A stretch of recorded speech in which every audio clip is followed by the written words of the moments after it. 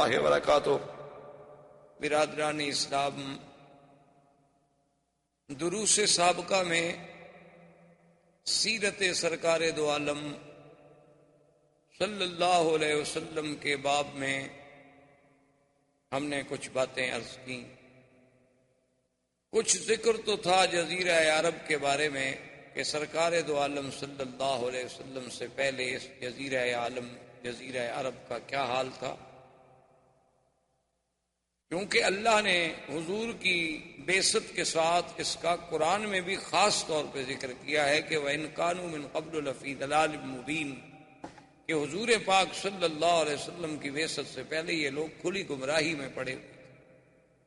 اس کے بارے میں ہم نے کچھ باتیں عرض کی، اور پھر اس کے بعد وہ مبشرات اور وہ مؤشرات، مؤشرات کا معنی یعنی وہ اشارات، مبشرات کا معنی ہوتا ہے کسی چیز کے بارے میں خوشخبریاں۔ تو یہ میں نے سیرت کے پہلو سے پہلے عرض کیا تھا کہ یہ ساری چیزیں ایسے نہیں ہیں کہ خود بخود ایک اتفاق ہے، بلکہ یہ بالکل اگر آدمی بڑے تأمل سے، غور سے، فکر سے سرکار دو عالم صلی اللہ علیہ وسلم کی سیرت طیبہ کے ہر پہلو پہ نظر ڈالے تو سمجھ آتا ہے کہ خالق کائنات نے یہ سارا انتظام، یہ ساری بساط جو ہے یہ اسی لیے بچھائی گئی۔ یہ ایسا نہیں کہ اتفاق ایسا ہو جائے، یعنی آپ کسی بھی پہلو پہ نظر ڈالیں۔ یہی میں نے عرض کیا تھا کہ اس وقت دنیا میں دو سپر پاورز تھی، ایک روم اور ایک فارس، لیکن یہ سرزمین حجاز ایک زمین تھی جس پہ دونوں سپر پاور کا کنٹرول نہیں تھا۔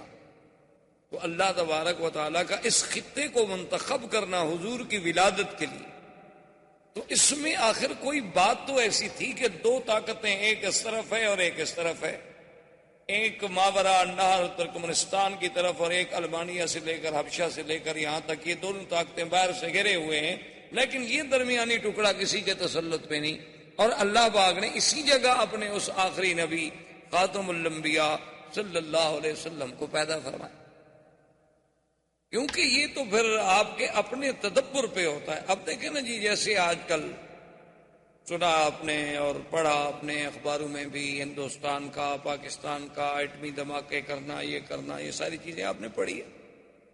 تو اس پر ایک جو سائنسدان ہیں وہ اپنی نظر ڈالے گا، جو سیاسی لوگ ہیں وہ اپنی نظر سے سوچیں گے، جو اقتصادی لوگ ہیں وہ اپنی نظر سے سوچیں گے کہ اس میں کتنا فائدہ کتنا نقصان، وہ ضرب تقسیم لگائیں گے، اور عامت الناس جو ہیں وہ اپنے فکر سے سوچیں گے، اور ایک قرآن و سنت کا طالب العلم جو ہے اسے اپنے فکر و نظر کی روشنی میں سوچنا پڑتا ہے کہ یہ بھی کوئی ایسی چیز تو ضرور ہے کہ جس سال حضور صلی اللہ علیہ وسلم کی پیدائش کا سال ہے، اسی سال میں ہاتھیوں کے بادشاہ نے حملہ کیا جو آپ پڑھ چکے، اور ہاتھیوں کے حملے کو ختم کرنے کے لیے اللہ تبارک و تعالیٰ نے پرندوں کو بھیجا، ابابیل کو، بڑا معروف قصہ ہے، اور 3 پتھر لے کے آئے اور گرائے گئے اور وہ ختم کر دیے گئے ہاتھی۔ تو یہ وہ 3 پتھر کیا تھے جن کو اللہ نے خصوصی طور پہ قرآن میں ذکر کیا، وَأَرْسَلَ عَلَيْهِمْ طَيْرًا أَبَابِيلَ تَرْمِيهِمْ بِحِجَارَةٍ مِّن سِجِّيلٍ، کہ ہم نے وہ 3 پرندے بھیجے کہ ابابیل، اور تاکہ وہ ان پہ پتھر جو سجیل، ایک خاص جہنم کی آگ میں پکائے گئے، عام پتھر نہیں تھے کہ پہاڑ کے اٹھا لو۔ تو اسی سے وہ ایٹم کے ذرے پہ آپ غور کریں کہ دنیا اس ذرے پہ پہنچی کہ ایک ذرے سے بھی اتنی بڑی چیزیں جو ہیں وہ تباہ کی جا سکتی ہیں۔ تو اصل چیز تو یہ اسلام نے پیش کی تھی، قرآن نے پیش کی تھی، پھر اپنی اپنی سوچ سے لوگ وہاں پہنچے کہ یہ ایٹم کا ذرہ کیا ہے۔ اچھا، اس ایٹم کے ذرے کا اس سال پیدا ہونا جس سال نبی پیدا ہوا ہو، کیا وجہ ہے آخر؟ اس پہ آپ غور کریں، اللہ نے آپ کو علم دیا ہے، پڑھے لکھے لوگ ہیں، کہ آخر اسی سال یہ اللہ پاک نے کیوں ایٹم کا ذرہ پیدا کیا؟ اس سے پہلے مختلف قوموں پہ عذاب آ چکے ہیں، کسی کو سیاح سے مارا گیا، کسی کو بجلی کی کڑک سے مارا گیا، کسی کو پانی میں ڈبویا گیا، کسی کی بستیوں کو الٹ کے پھینک دیا گیا، کہیں ہوا بھیجی گئی، لیکن یہ تک عذاب کسی پہ نہیں بھیجا گیا کہ اوپر سے ایک چھوٹا سا پرندہ اڑتا ہوا آئے اور ایک چھوٹی سی کنکر ڈال دے، اور وہ ایسے آگے حالت ایسی پیدا کر دے کہ فجعلہم کعصف مأکول، ایسے کہ جیسے کوئی گھاس کھا کھا کے چبا چبا کے جانور پھینک دیتا ہے نا، اتنی بڑی چیزیں اس طرح ہو جائیں۔ اچھا، اسی طرح آپ دوسری بات پہ غور کریں کہ جب حضور صلی اللہ علیہ وسلم کی بعثت کا زمانہ آیا تو آسمانوں پہ پہرے شدید ہو گئے، جنات سے کاہن کہیں بھی خبر لے آؤ، خبریں لے آؤ تاکہ ہم اپنی قوم کو خبریں دیں۔ وہ کہیں کیسے خبریں لے آئیں؟ وَأَنَّا كُنَّا نَقْعُدُ مِنْهَا مَقَاعِدَ لِلسَّمْعِ فَمَن يَسْتَمِعِ الْآنَ يَجِدْ لَهُ شِهَابًا رَّصَدًا، کہ ہم کیا کریں، وہ جو ہم نے خلا میں اپنے اسٹیشن بنائے تھے جہاں بیٹھ کے ہم فرشتوں کی باتیں لے لیا کرتے تھے، اب جب ہم وہاں جاتے ہیں تو ہمیں تو دہکتے ہوئے انگارے شہاب ثاقب سے مارا جاتا ہے، یعنی یہ آسمانی میزائل بھی تو اسی وقت شروع ہو گئے۔ اب آپ زمین سے میزائل بنا رہے ہیں نا، اللہ نے حضور کی بعثت کے ساتھ آسمانی میزائلوں سے جنات پہ فائرنگ شروع کروا دی، درس دیا امت مسلمہ کو کہ یہ نبوت عالمگیر ہے، اس کی ابتدا میں تحفظ کے لیے یہ چیزیں ضروری ہیں تو اس کے بقا کے لیے بھی یہ چیزیں ضروری ہیں۔ ایک سبق ملا قوم کہ اس کے بغیر تم پھر اس نبوت کی حفاظت نہیں کر سکتے۔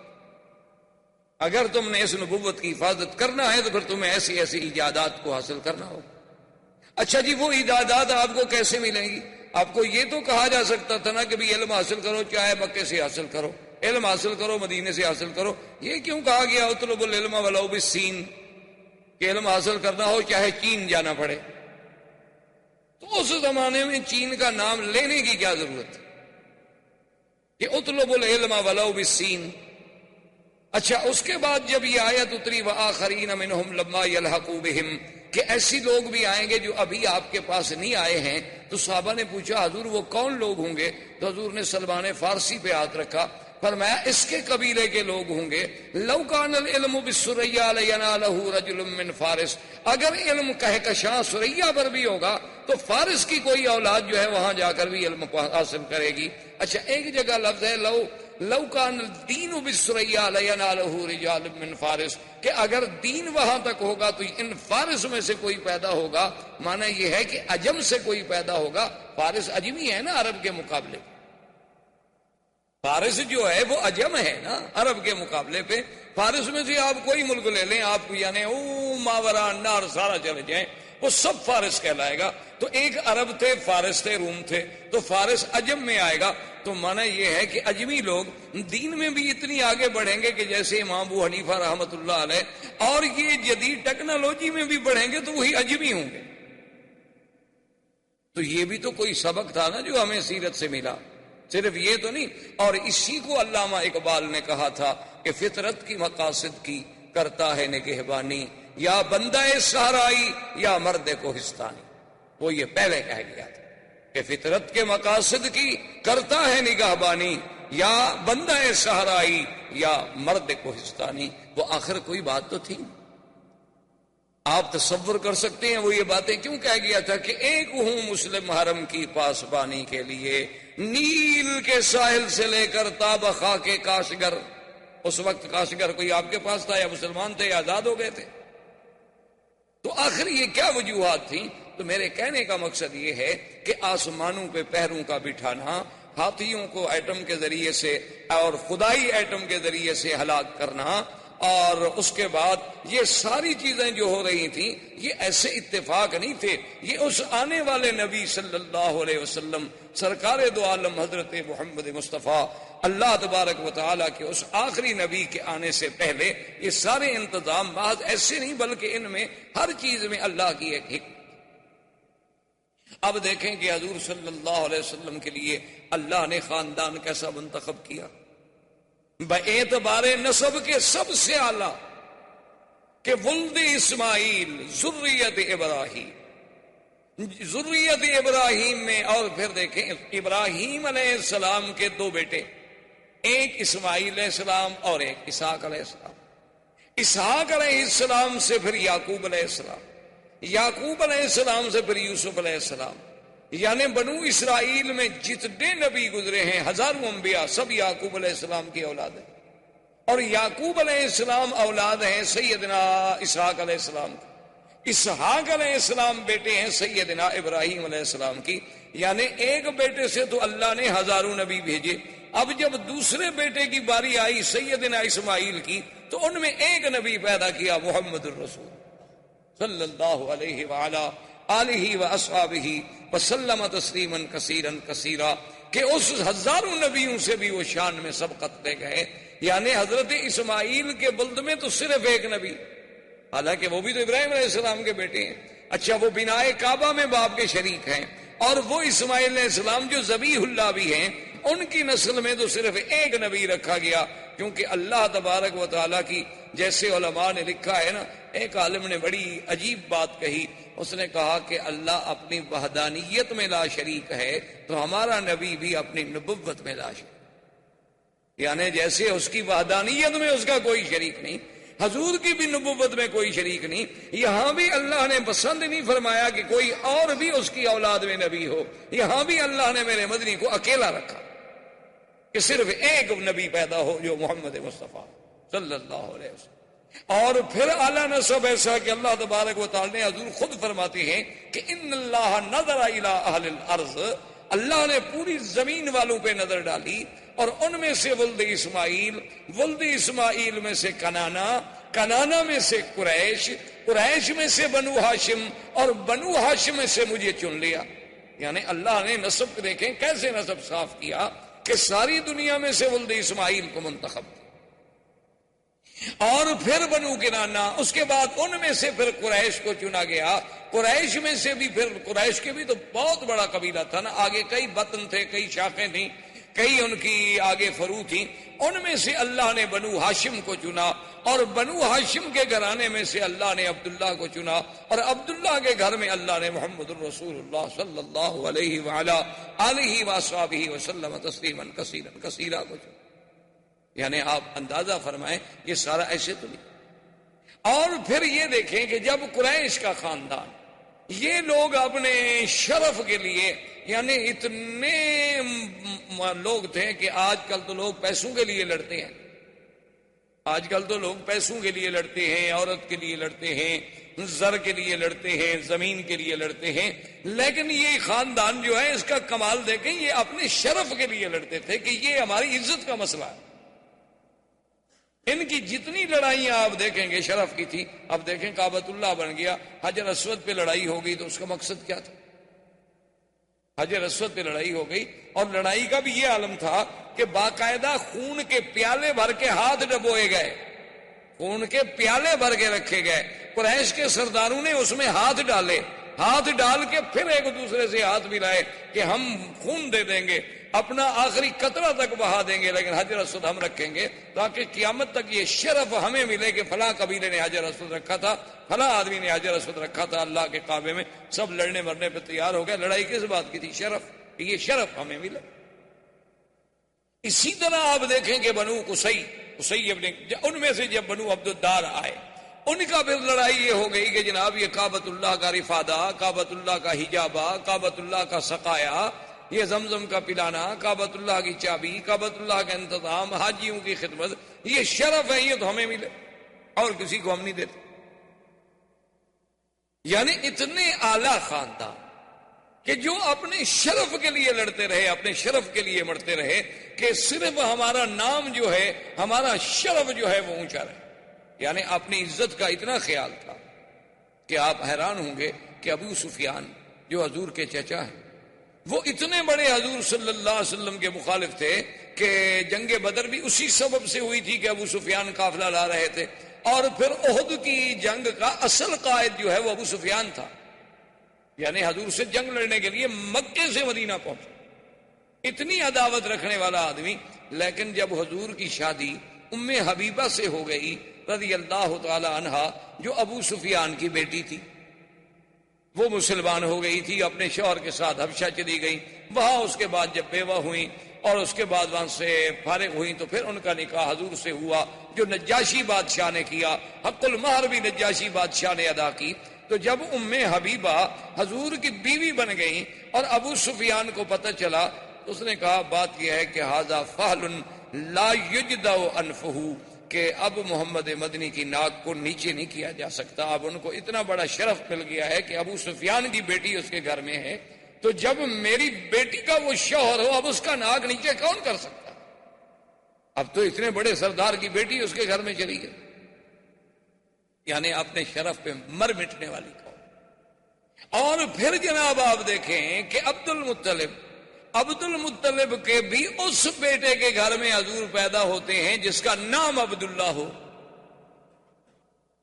یعنی آپ اندازہ فرمائیں. اسی لیے آپ دیکھیں نا جی کہ لفظ، حالانکہ اس زمانے میں تو عام نام ہوتے تھے، عبداللہ، عبد العزیٰ، عبد المنات، فلاں بتوں کے نام پر نام رکھے جاتے تھے، لیکن اس نام کا انتخاب بھی تو کوئی قدرت کی طرف سے ہو رہا تھا نا کہ میرے مدنی کے نام کے ساتھ ان کے کسی نسب میں کوئی ایسا نام بھی نہ آئے نا جس میں شرک کی بو آتی ہو. اللہ تبارک و تعالیٰ کی حکمت. یہ سارے اہتمامات کے بعد اب دیکھیں کہ جا آپ کی والدہ، پھر اس کا نسب جو ہے، چونکہ حضور کا مولد کیا تھا مکہ، اور حضور کا مہجر کیا ہے، مقام ہجرت کیا ہے، طیبہ اور مدینہ، تو بی بی صاحبہ بی بی آمنہ جو ہے ان کا گھر جو ہے مدینہ میں ہے. اچھا آگے جا کے نسب جو ہے وہ عبد مناف میں حضور سے مل جاتا ہے. حضور صلی اللہ علیہ وسلم کا نسب آپ دیکھیں گے، محمد ابن عبداللہ ابن عبد المطلب، ہاشم ابن عبد مناف، قصی ابن کناب، یہ عبد مناف میں جا کے آمنہ بنت وہب، آگے عبد مناف، پھر جا کے حضور صلی اللہ علیہ وسلم نے نسب مل گیا. اچھا تیسری بات دیکھیں جو حضور پاک نے فرمائی اپنی سیرت میں، اور کتنی بڑی بات ہے، فرمایا ولدت من نکاح.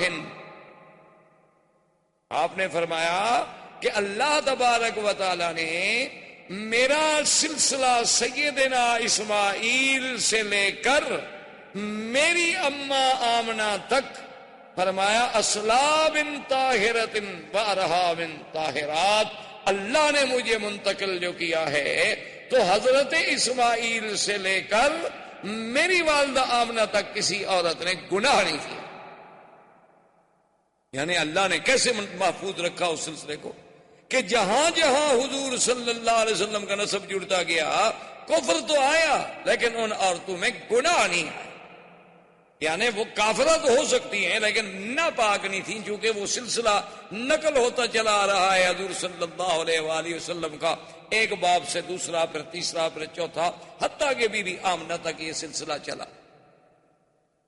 اور اسی طرح بی بی آمنہ فرماتی ہیں سرکار دو عالم صلی اللہ علیہ وسلم کا جب حمل مبارک ٹھہرا، جب حضور صلی اللہ علیہ وسلم ابھی بطن والدہ میں تشریف لائے، تو فرماتی ہیں خدا کی قسم ہے کہ ایسا حمل تو مجھے پہلے کبھی دیکھنے کا بھی اتفاق نہیں ہوا کہ یہ پہلا حمل تھا جس میں مجھے تکلیف نہیں ہوتی تھی.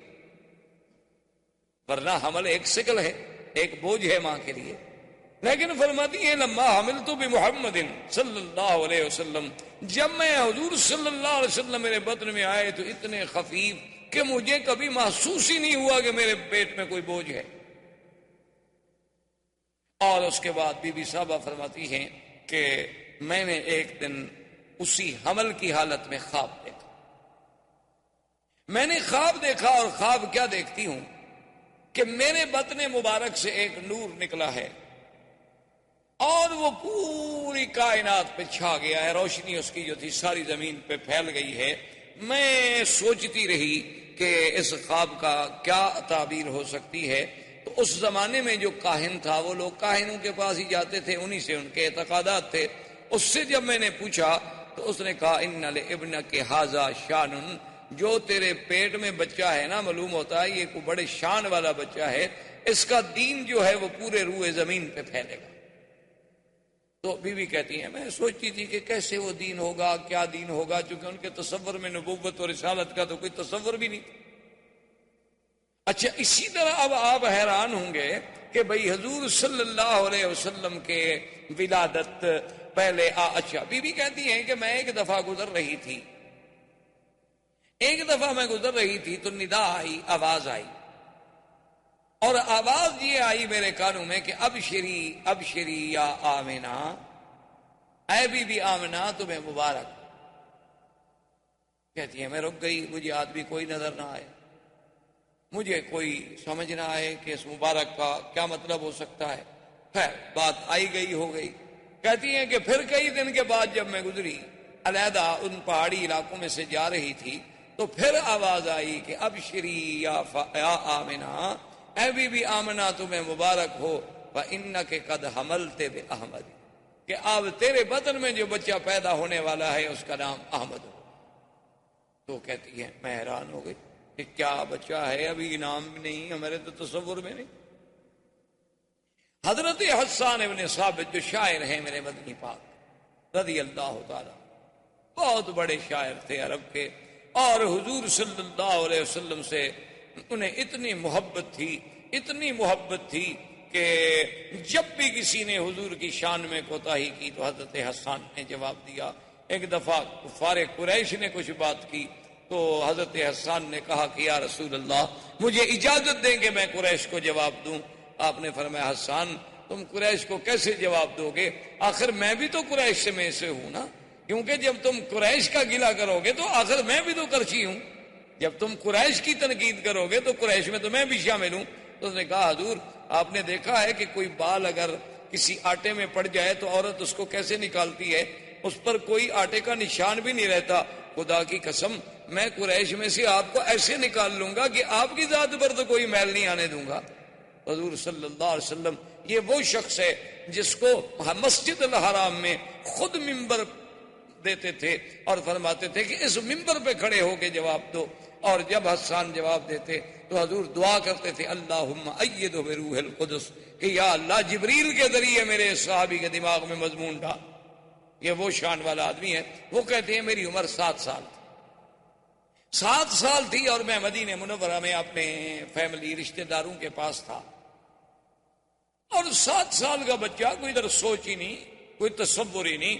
کہتے ہیں کہ وہاں کا جو سب سے بڑا کاہن تھا، میں نے ایک دن دیکھا، کیا دیکھتا ہوں کہ صبح صبح وہ مدینہ منورہ کے یہود کے ایک قلعے کے اوپر چڑھا ہوا ہے اور پکار کے اور زور زور سے کہہ رہا ہے کہ یا ایھا الناس یا ایھا الناس قد طلع نجم احمد، کہ اے لوگوں وہ احمد کا ستارہ طلوع ہو گیا ہے۔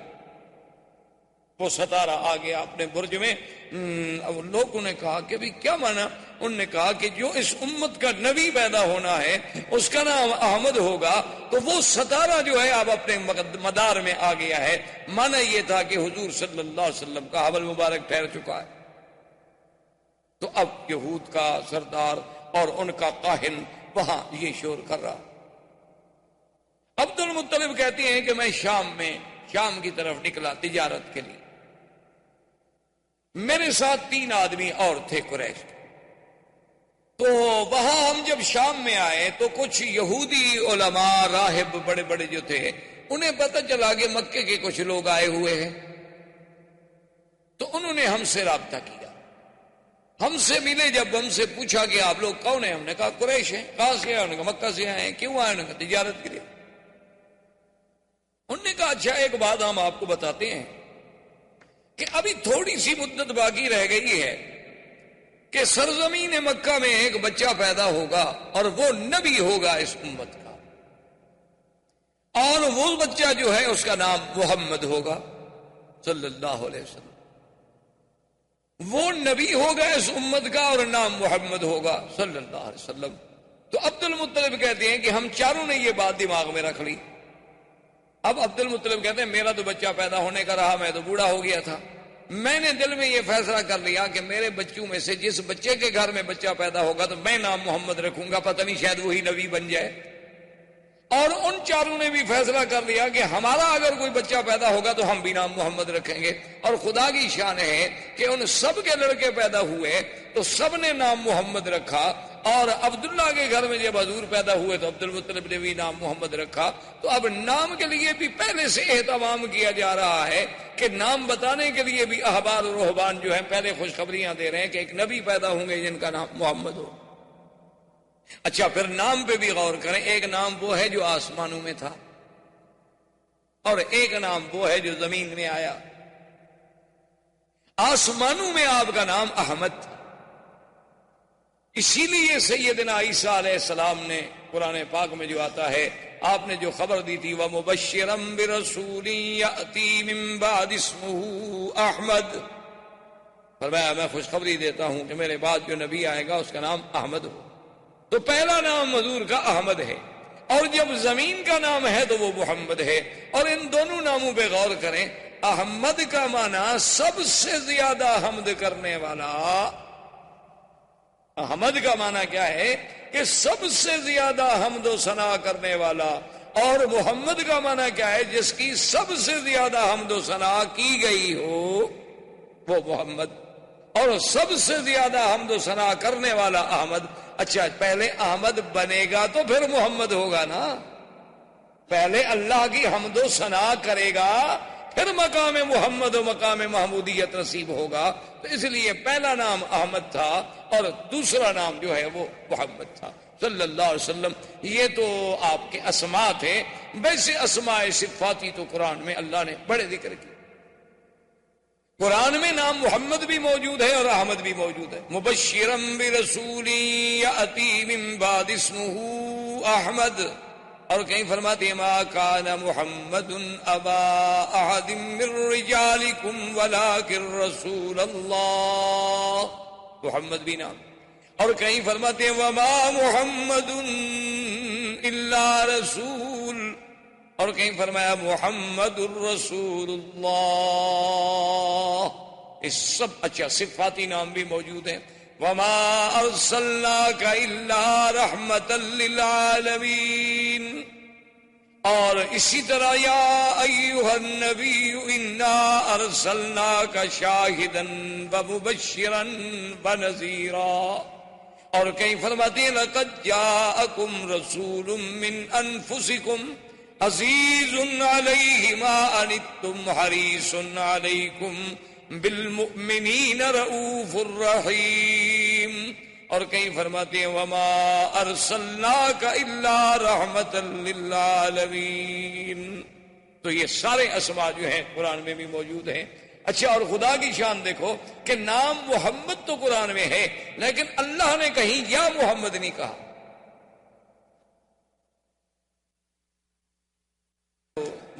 درود شریف تو پڑھ لیا کریں کم سے کم اتنا احساس ہو کہ بھئی حضور کے ساتھ محبت کا یہ فرض ہے کہ جب نام آئے تو فوراً زبان پہ درود شریف آ جانا چاہیے امتی کے.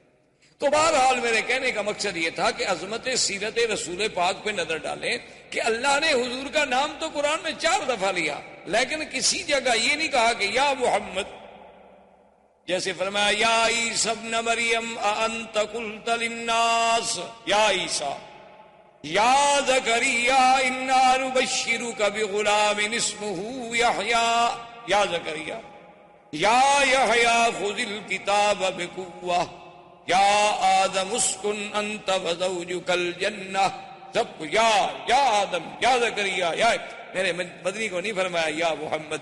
جہاں بھی فرمایا یا ایھا النبی، کہیں فرمایا یا ایھا المزمل، کہیں فرمایا یا ایھا المدثر، کہیں فرمایا یا ایھا الرسول بلغ ما انزل الیک من ربک، اور کہیں فرمایا والضحیٰ واللیل اذا سجا، کہیں فرماتے ہیں طٰہٰ، کہیں فرماتے ہیں یاسین والقرآن الحکیم انک لمن المرسلین. مانا کیا تھا کہ ہر نبی کو نام سے پکارا گیا، میرے مدنی کو اللہ نے لقب سے پکارا. یعنی یہ عظمت جو ہے یہ بھی صرف سیرت مصطفیٰ کے حصے. ہاں کہیں نام لینا ضروری تھا، اللہ نے نام لے لیا، لیکن جب اللہ نے مخاطب کیا تو لقب سے کہ اے کپڑے میں لپٹنے والے. حضور صلی اللہ علیہ وسلم کو خطاب کیا گیا تو جب بھی خطاب ہوا تو خطاب لقب سے کیا گیا تاکہ عظمت محمد مصطفیٰ صلی اللہ علیہ وسلم جو ہے وہ آشکارا. اور اسی طرح جناب آپ دیکھیں کہ بی بی صاحبہ بی بی آمنہ کہتی ہیں کہ جب حضور صلی اللہ علیہ وسلم اور خدا کی شان ہے. اسی لیے میں نے عرض کیا تھا نا کہ ذرا غور کریں کہ ولادت کے لیے اللہ نے مکان منتخب کیا تو کون سا؟ یعنی جہاں آپ کا مولد ہے وہ مقام کون سا ہے کہ جس کی اللہ قرآن میں قسمیں کھا رہے ہیں کہ لا اقسم بہذا البلد، اور وہ مقام ہے کہ اول بیت وضع للناس للذی ببکۃ مبارکا، سب سے پہلا گھر. اچھا پھر دیکھیں، جوڑ دیکھیں، گھر سب سے اول، نبی سب سے آخر، یعنی اول بیت اور آخرہ نبی، یعنی خدا کی شان. اچھا پھر یہ ہے کہ کعبہ بھی مرکز اور ہدی للعالمین، اور میرا مدنی بھی رحمت للعالمین. اور اسی طرح جیسے کعبے کا وجود بقائے عالم کا سبب ہے کہ جب تک کعبہ ہے دنیا قائم ہے، کعبہ ختم ہوگا دنیا مٹ جائے گی. میرے مدنی کی نبوت آخری ہے، جب تک حضور صلی اللہ علیہ وسلم کا دین قائم ہے دنیا قائم ہے، ورنہ اس کے بعد دنیا فنا ہو جائے گی. تو اللہ نے اپنے نبی کے لیے مولد چنا تو کون سا؟ مکہ، جو ساری کائنات میں سب سے افضل سرزمین. اچھا اور زمان چنا تو کون سا؟ ربیع الاول. ربیع الاول، ربیع کا موسم آپ جانتے ہیں کہ سب سے اچھا موسم کیا ہوتا ہے؟ ربیع. اور زمانہ چنا تو ربیع الاول، مکان چنا تو کعبۃ المشرفہ، اور سنہ کون سا چنا؟ اصحاب الفیل، کہ جس میں کفر کی قوتوں کو ختم کر کے اسی سال محمد مدنی کو پیدا کیا گیا صلی اللہ علیہ وآلہ آلہ واصحابہ وسلم تسلیما کثیرا کثیرا. اور اس کے بعد جب پیدا ہوتے ہیں تو آپ اندازہ فرمائیں کہ بی بی صاحبہ فرماتی ازاد منہا، فرماتی ہیں ایسا نور ہوا کہ ازاد منہا قصور الشام، کہ شام کے محل نظر آنے لگے اور کسرا کے محل کے کنگرے گر گئے. اور مورخین نے باقاعدہ لکھا ہے کہ آپ کہ کسرا کا محل جو تھا اس کے محل کے کنگرے آگے جو بنے ہوئے تھے نا خوبصورت سے، وہ گرے، اور گرے کتنی؟ 14. جب 14 کنگرے گر گئے تو بادشاہ کو گھبراہٹ پیدا ہو گئی. اب جناب اس نے کہا کہ فوراً احبار رہبان کو بلاؤ. احبار و رہبان کو جب بلایا گیا، ان سے بادشاہ نے بات کی، بھی کیا بات ہے، یہ کیا ہو رہا ہے کہ میرے محل کے کنگرے گر گئے، اور ادھر سے خبر آ رہی ہے کہ ہمارا جو بحیرہ تھا وہ زمین میں دھنس گیا، اور کہیں سے خبر آ رہی ہے کہ آتش بجھ گئی. یہ کیا ہو گیا؟ مجوس کی آتش جو سینکڑوں سالوں سے، صدیوں سے آگ جل رہی تھی، کیونکہ ان کے نزدیک آگ کا بجھ جانا جو ہے وہ تو بہت بڑی، یعنی بہت بری بات تھی، اس لیے وہ ہمیشہ آگ کو جلاتے ہیں. لیکن وہ آگ بجھ گئی، اور پورے کا پورا ایک یعنی جھیل جو ہوتی ہے پانی کی، ایک بحیرہ جو تھا وہ زمین میں فوراً دھنس گیا، اور میرے محل کے 14 کنگرے گر گئے. یہ بات کیا ہو رہی؟ انہوں نے پھر اپنے اس نجوم سے یا جنات سے یا جس ذریعے سے یعنی احوال سنے، تو انہوں نے کہا کہ معلوم یہ ہوتا ہے کہ اس امت کا ایک نبی پیدا ہوا ہے جس کی وجہ سے یہ سب کچھ ہو رہا ہے. تو اس نے کہا کہ اچھا یہ 14 کنگرے کا کیا معنی ہے؟ انہوں نے کہا کہ اب آپ کی حکومت جو ہے صرف اس وقت تک رہے گی، اب 14 بادشاہ ہیں جو حکومت کریں گے آپ کے ملک پر، اس کے بعد پھر آپ کا ملک پر حکومت نہیں رہے، آپ کی شہنشاہیت نہیں رہے. انہوں نے کہا عجیب بات. کہنے لگا اچھا چلو اگر تمہاری بات سچی بھی ہے تو 14 بھی تو کوئی تھوڑے نہیں ہوتے نا، 14 بادشاہ گزریں گے نسل در نسل، بیٹا آئے گا پھر اس کا پھر اس کا پھر اس کا، تو چلو بڑا زمانہ ہے. اس کا مطلب ہے کہ ابھی ہمارا اقتدار تو ہے نا، 14 نسلیں تو ہماری دیکھیں گی نا اقتدار. تو انہوں نے کہا اب یہ تو ہم نہیں کہہ سکتے، لیکن 14 ضرور دیکھیں گے، لیکن کتنی مدت میں دیکھیں گے یہ آپ کو ہم نہیں بتا سکتے. اللہ کی شان دیکھیں کہ اگلے 4 سال میں 10 مر گئے فوراً، کیونکہ حضور نے آ کے کہنا تھا لا کسرا ولا کیسرا. سمعت فرمائے فوراً، کیونکہ حضور نے آ کے کہنا تھا لا کسرا ولا کیسرا بعدہ. تو یہ سارے انتظامات جو کیے جا رہے ہیں کہ کہیں کنگرے گر رہے ہیں اور روشنی آتی ہے تو روشنی سے سیدھا قصور شام کے محل دکھائے جاتے ہیں، کیونکہ میرے مدنی کی ابتدا مکہ سے تھی، مہجر مدینہ تھا اور انتہا شام تھی. کیونکہ حضور صلی اللہ علیہ وسلم کو معراج کہاں سے ہوا؟ حضور صلی اللہ علیہ وسلم کا اسراء کہاں سے ہوا؟ مکہ سے شام. بیت المقدس، اور یوم محشر کہاں قائم ہوگا؟ شام، بیت المقدس. تو لہذا ابتدا تھی اور یہاں سے نور کے ساتھ آپ کا انتہا بھی دکھا دی گئی کہ مدنی کا مولد مکہ ہوگا اور مہجر جو ہے وہ طیبہ ہوگا اور منتہا جو ہے وہ شام ہوگا، بیت المقدس ہوگا. اچھا، اور خدا کی شان دیکھیں، عیسیٰ ابن مریم بھی تصدیق کے لیے کہاں اتریں گے؟ وہی شام.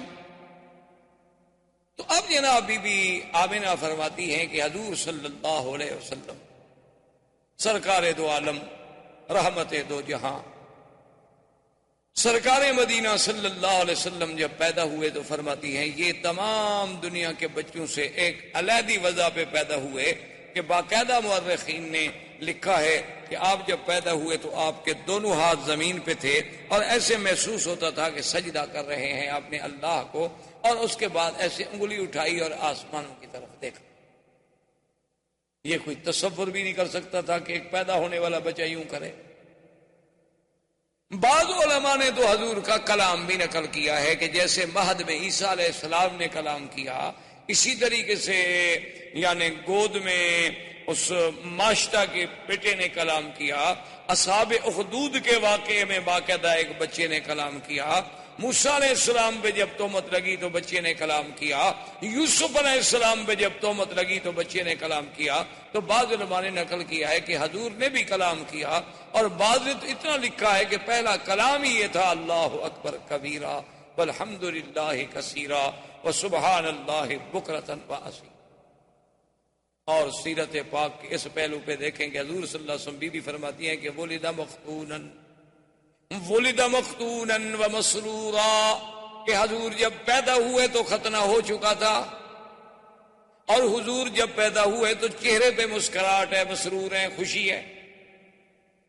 عبد المطلب کو خبر دی گئی کیونکہ حضور کی پیدائش سے 6 مہینے پہلے ہی آپ کے والد عبداللہ تو فوت ہو گئے. آپ خدا کی شان دیکھیں کہ والد یوں فوت ہو گئے، پھر بعد میں والدہ فوت ہو گئی، دادا فوت ہو گئے، چاچا فوت ہو گئے، اور حضور صلی اللہ علیہ وسلم کی وہ شان یتیمی جس کو قرآن نے خود ذکر کیا کہ الم یجدک یتیما، لیکن آگے بھی کہہ دیا فآوا، کہ میرا مدنی آپ کو ہم نے یتیم نہیں پایا، پھر ہم نے آپ کو خود تربیت دی، خود حفاظت کی. کیونکہ کوئی یہ تصور نہ کرے کہ یتیم بچے تو عام طور پہ بھٹک جاتے ہیں، ان کو تو کوئی سنبھالنے والا نہیں ہوتا، نہ باپ نہ ماں. جن کے ماں باپ ہیں وہ تو کنٹرول کرتے ہیں نا بچے کو، کیا پڑھ رہا ہے، کہاں جاتا ہے، کہاں سوتا ہے، کون دوست ہیں. لیکن جو یتیم ہے اس کا کون فکر کرے؟ اللہ نے فرمایا نہ میرے مدنی کو ایسا یتیم نہ سمجھنا، اس کا تو میں خود انتظام کرنے والا ہوں، اور میں والدین کو بھی اٹھا رہا ہوں تاکہ اگر کل کو کوئی بچہ قابل ہو تو لوگ کہتے ہیں نا جی اجی ایسے بہرحال کیوں ایسے قابل نہ ہوتا، دیکھو کس باپ کا بیٹا ہے، تو لوگ اس کی قابلیت کو باپ کی طرف نسبت کرتے ہیں، شاگرد کی لیاقت کو کہتے ہیں جی ٹھیک ہے ماشاءاللہ یہ ڈاکٹر صاحب بڑے لائق ہیں، لیکن انہوں نے کس استاد سے پڑھا ہے؟ استاد بھی تو دیکھو نا. اللہ نے فرمایا میرا مدنی نہ میں آپ کا باپ رکھوں گا، نہ دادا، نہ استاذ، نہ مدرسہ، تاکہ تیرے کمالات کی نسبت صرف تیرے رب کے ساتھ ہو اور کسی کے ساتھ، اور کسی سے نسبت کی ہی نہ جا سکے. کوئی یہ نہ کہے کہ جی باپ کی تربیت نے ان کو بنا دیا. اس لیے حضور فرماتے تھے کہ ادبنی ربی فاحسن تادیبی، کہ مجھے ادب جو سکھایا میرے رب نے سکھایا، میری تربیت میرے رب نے کی ہے. تو وہ کیسا ادب تھا کہ آپ حیران ہوں گے کہ پیدا ہونے کے بعد بھی جنہوں نے بائیں پستان سے کبھی دودھ پینا گوارا نہیں کیا، کہ میں نبی ہوں، میرا کام دائیں سے پینا ہے، دائیں ہاتھ سے پینا ہے، دائیں چیز کو پسند کرنا ہے، میں یہ سار کو کیوں پسند کروں. اندازہ کریں سرکار دو عالم صلی اللہ علیہ وسلم کی تربیت کا. اچھا، عبد المطلب کو اطلاع ملی کہ آپ کے گھر میں بیٹا ہوا. عبد المطلب اس وقت کعبۃ اللہ میں بیٹھے تھے.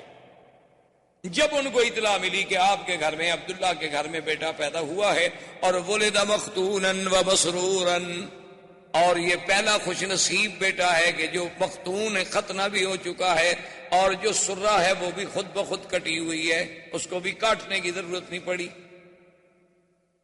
حیران ہو کے ان کا اچھا، تو جلدی جلدی دوڑے آئے اور اپنے بٹے کو اٹھایا،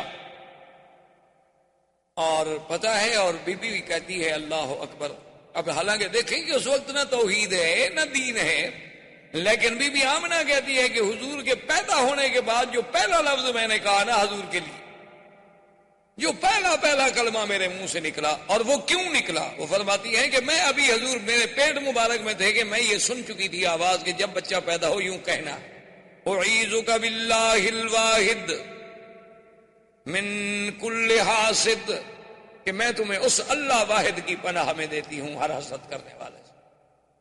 یعنی پہلا کلمہ جو ہے وہ بھی اللہ سے پناہ پکڑے، اور حضور صلی اللہ علیہ وسلم کو اللہ کی حفاظت میں دے رہی۔ عبد المطلب نے جو اٹھایا حضور صلی اللہ علیہ وسلم کو اپنے ہاتھوں پہ، تو فوراً کعبۃ اللہ کے اندر لے گئے۔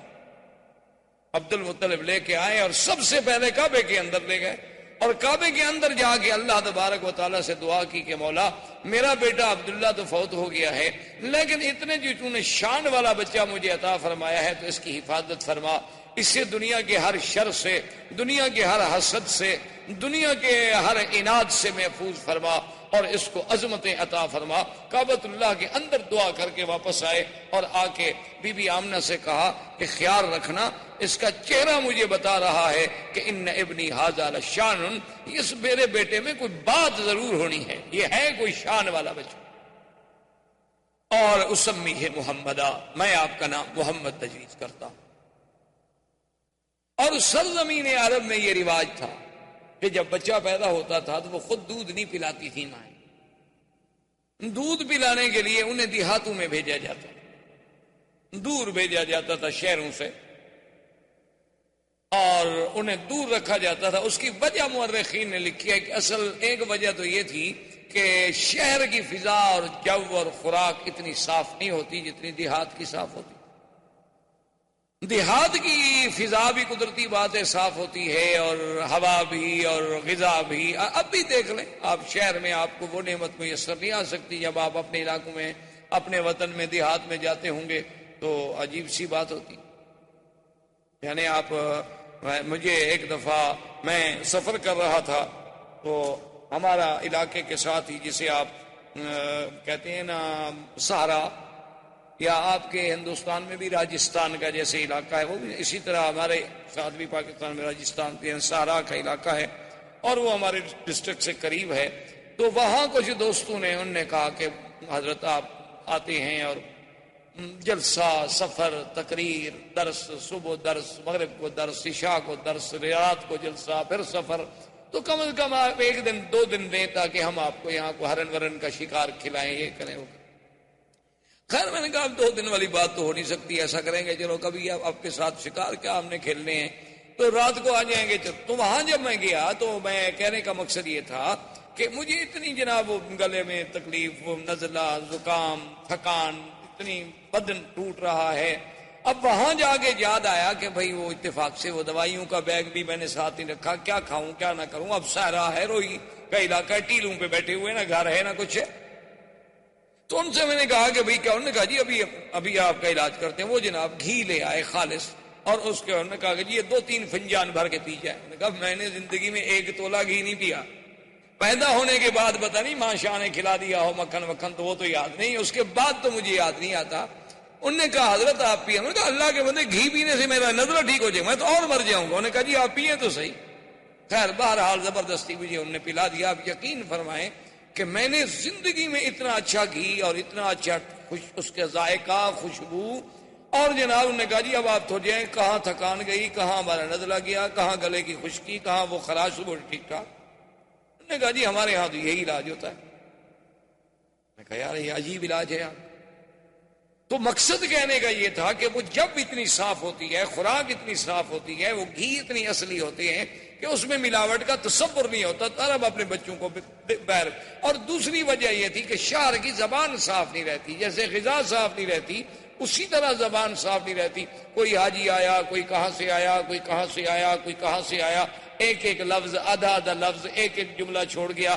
اب آپ یہاں دیکھتے ہیں نا عربی لکھی ہوتی ہے ناشی و نال، یہ کون سی عربی ہے؟ نیشنل کا ترجمہ جو نہیں کر پائے بیچارے، کہ اب نیشنل کا کیا ترجمہ کرنے کا، اسی کو ناشی و نال بنا دو، ٹویوتا،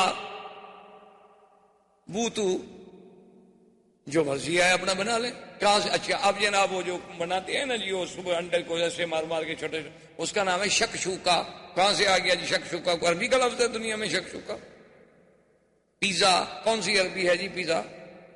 یہ تو اٹالین پراٹھے کا نام ہے پیزا. یہاں کون سی عربی میں آ گیا پیزا؟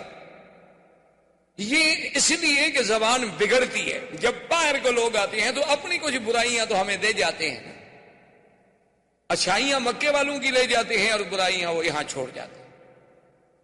تو اس لیے بھی لوگ جو تھے وہ شہروں سے اپنا گھبراتے تھے کہ بھئی بچے کی تربیت باہر کرو کہ اس کی زبان بڑی فصیح. تو اس لیے اب جناب بی بی صاحب ابھی اسی تمنا میں تھی. بنو سعد کے قبیلے کی مرضعات آئیں، مکے میں آ کے بچوں کو تلاش کیا، سب اپنا اپنا بچہ لیتی گئیں. اور جب سنے کہ محمد عربی عبداللہ کے گھر میں پیدا ہوئے، باپ فوت ہو گیا ہے، بھئی یتیم ہے نا. اچھا یہ مطلب نہیں تھا کہ ان کو صرف پیسوں کا خیال ہوتا تھا، وہ دودھ کی کوئی اجرت طے نہیں کرتی تھی، ان کے نزدیک دودھ بیچنا حرام تھا.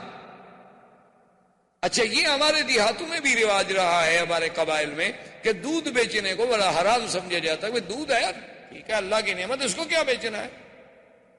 اب تو خیر لوگ دودھ والی بیچ دیتے ہیں، دودھ کیا ہوا، اب تو قومیں اتنی ترقی کر گئی.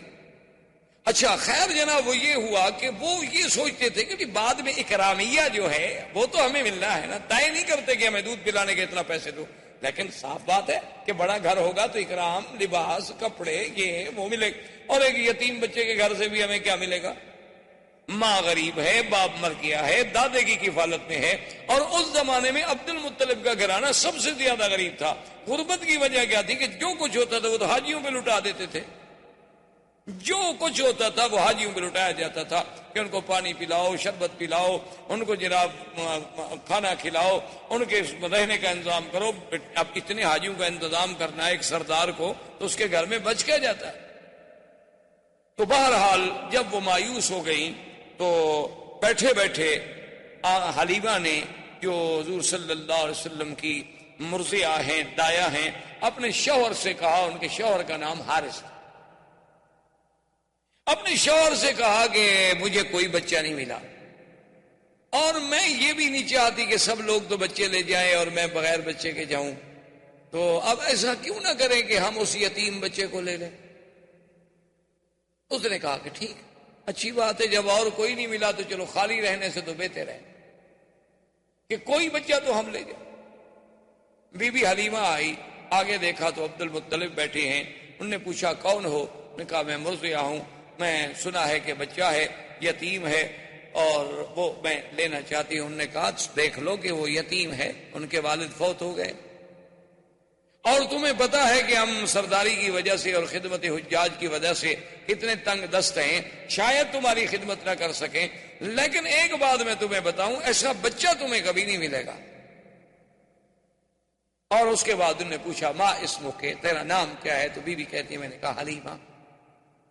نے کہا قبیلتک، تمہارا قبیلہ کون سا؟ نے کہا بنو سعد. تو فرحن شدیدہ، حضرت عبد المطلب بڑے خوش ہو گئے، کہنے لگے اسمک حلیمتی حلیمہ و قبیلتک سعد و ابنی محمدہ، تمہارا نام حلیمہ حلم سے ہے اور قبیلہ سعد سعادت سے ہے، لیکن میرا بیٹا بھی تو پھر محمد ہے صلی اللہ علیہ وسلم. اور بی بی حلیمہ کہتی ہیں کہ میں اندر گئی تو حضور صلی اللہ علیہ وسلم ایک سبز ریشمی کپڑا تھا جو اماں نے نیچے بچھایا ہوا تھا اور اس پہ حضور ایسے سیدھے لیٹے ہوئے تھے. اور فرماتی ہے کہ اتنا جمال تھا، اتنا حسن تھا اور اتنی چہرے پہ تبسم تھا کہ میں تو ڈر گئی کہ میں ان کو اٹھا کے نیند سے بیدار کر کے ایسے اس منظر کو کہیں ضائع نہ کر بیٹھوں. میں اب ڈر کے مارے ہاتھ نہ لگاؤں کہ چلو سونے دو میرے پاک نبی صلی اللہ علیہ وسلم، کہ اتنی پیار سے لیٹے ہوئے کہ نظریں آسماں کی طرف ہیں، چہرے پہ تبسم ہے اور رنگ ایسا میں نے نہیں دیکھا، جمال ایسا میں نے نہیں دیکھا. تو میں نے بی بی آمنہ سے پوچھا کہ آپ کا یہ بیٹا؟ اس نے کہا تمہیں پتا ہے کہ ولد مختونن، یہ تو پیدا ہی مختون ہوا ہے، یہ تو پیدا ہی مسرور ہوا ہے. ان ابنی ھذا لشان، میرے اس بیٹے کو اللہ نے کوئی مقام دینا ہے. حلیمہ اگر بچہ لینا ہے تو ذرا خیال سے لے جانا. اور حلیمہ بی بی کی سواری کیا تھی؟ یہ گدھا. بعض روایات میں اونٹنی کا ذکر ہے لیکن بعض روایات میں گدھا کا ذکر. اچھا اب جناب عجیب شان دیکھیں کہ جب وہ آئے، سواری چونکہ ایک تھی، آگے اس کا شوہر بیٹھا، اصولی سی بات تھی کہ خامن جو ہیں وہ آگے بیٹھتے ہیں اور عورتیں پیچھے بیٹھتی ہیں، آج کل تو نہیں، یعنی اس زمانے کی میں بات کر رہا ہوں، یہ حضور صلی اللہ علیہ وسلم کے اس دور ولادت کی بات ہے۔ تو بہرحال وہ حارث جو تھا وہ سواری پہ آگے بیٹھا اور اس کے بعد ان کی بیوی پیچھے۔ اب بیوی پیچھے بیٹھے گی تو حضور کو تو آخر وہ گود میں لے گی نہیں۔ اچھا جب گود میں لے کے بیٹھی، سواری نہیں چلتی، وہ سواری کھڑی نہ ہو۔ اب بیوی کہتی ہے میں حیران ہو گئی، پہلے ہماری سواری کمزور تھی، اب اور یہ ہو گیا کہ بھئی اتنا بچے کا بوجھ تو نہیں ہو سکتا کہ اس کی وجہ سے یہ نہ چلے۔ تو کہتی ہیں کہ میں نے کہا اپنے شوہر سے کہ ایسا کرو کہ سواری ایک تو کمزور ہے، دوسرے شہر میں آنے کے بعد بھی سواری جو ہے جانور پر اثرات ہوتے ہیں، ابھی تم اس کو آگے پکڑ کے چلاؤ، جب باہر نکل جائیں گے پھر تم بیٹھ جانا۔ تو جب میرا خاوند اترا، اس نے آگے پکڑا تو چل پڑی، اور جب ہم شہر سے نکل گئے ہم نے پھر سواری کو بٹھا دیا، پھر اسی طرح بیٹھے، پھر وہ رک گئی۔ میں نے کہا کیا بات ہے؟ تو حارث کہنے لگا کہ آمنہ معلوم ہوتا ہے کہ یہ بچہ کوئی ایسے شان والا ہے کہ اس کو اس کا مالک پیچھے نہیں بیٹھنے دیتا، اس کو آگے ہی بٹھانا ہوگا، تو لہذا اس کو میں آگے لے لیتا ہوں، تم پیچھے بیٹھی رہو۔ تو میں نے اپنی گود میں لے لیا۔ تو کہتے ہیں میری سواری جو چلی نا تو ساری بنو سعد کی سواریاں پیچھے رہ گئیں، اور وہ ہمیں پکار رہی ہیں کہ حلیمہ تمہاری سواری کو کیا ہوا؟ میں نے کہا سواری تو وہی ہے پر سوار بدل گیا، سواری تو میری وہی ہے جو آتے ہوئے چل نہیں سکتی تھی، آتے ہوئے کھڑی نہیں ہو سکتی تھی۔ اور پھر بی بی حلیمہ کہتی ہے کہ ہمارے علاقے میں غربت کا یہ عالم تھا، پورا علاقہ برباد تھا، اور میری کہتی ہے کمزوری کا یہ عالم تھا کہ میرا ایک بیٹا تھا، اس کو میں دودھ نہیں پلا سکتی تھی، دودھ والا بیٹا تھا، یعنی رضاعت کے دور میں تھا، لیکن اتنا میرا کم دودھ ہوتا تھا کہ سارا دن میرا بیٹا روتا رہتا تھا۔ بی بی حلیمہ کے بیٹے کا نام عبداللہ تھا، جو حضور کا رضائی بھائی تھا۔ اب دیکھیں باپ کا نام بھی عبداللہ اور رضائی بھائی کا نام بھی عبداللہ، ماں کا نام آمنہ اور مرضیہ کا نام حلیمہ، یعنی آمنہ امن سے، حلیمہ حلم سے، قبیلہ سعد سے، اور رضاعت والا بھائی بھی عبداللہ۔ یہ سارے اتفاق ہے۔ یہ تو معلوم ہوتا ہے کہ اس خالق کائنات نے نظام بنایا کہ جس جس چیز پہ آپ نظر ڈالیں، یعنی عجیب حیرت ہوگی۔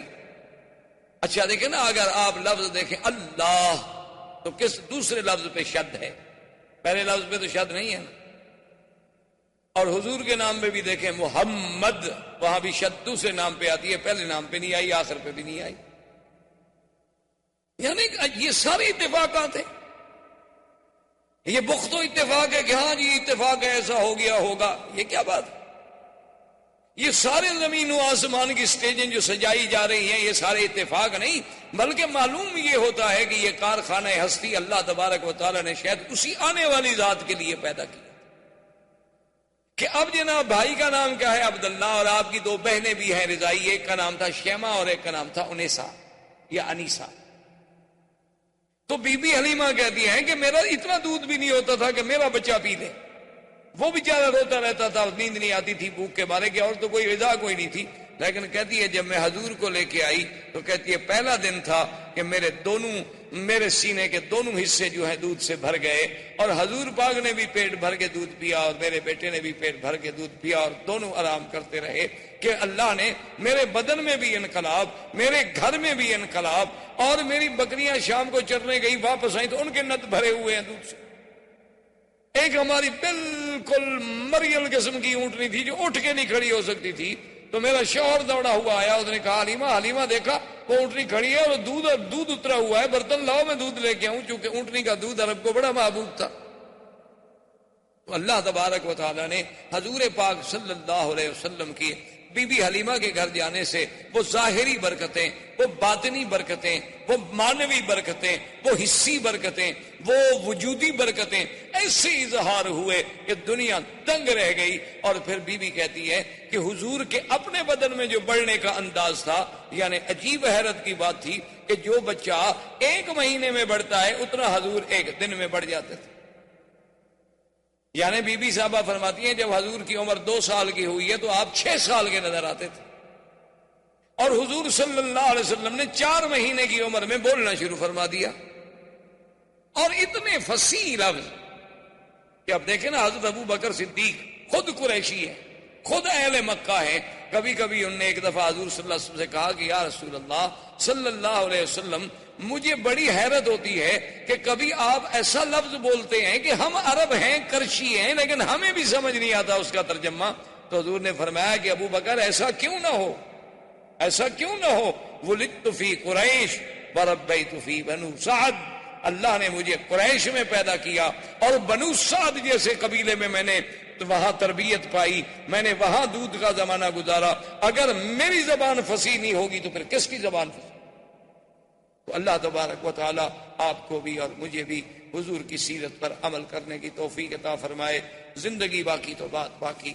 اللہم صلی علی سیدنا محمد وعلی آل سیدنا محمد کما صلیت علی ابراہیم وعلی آل ابراہیم فی العالمین انک حمید مجید.